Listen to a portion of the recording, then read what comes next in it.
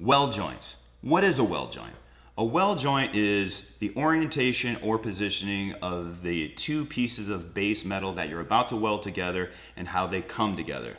Now, depending on what chart you look at, book you read, you're going to find out that there are a lot of different weld joints out there. It can be pretty intimidating, but the ones you really want to focus on that comprise the rest of the weld joints are these 5 basic weld joints. Now, here's the deal with the 5.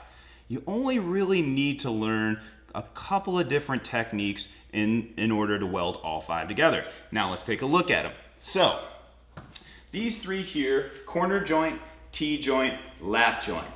Then you have the butt joint and the edge joint.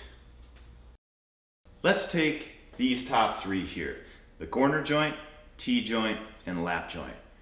These are all pretty much a representative of corner joints. You're gonna split your 90-degree angle with your nozzle going in at 45 degrees.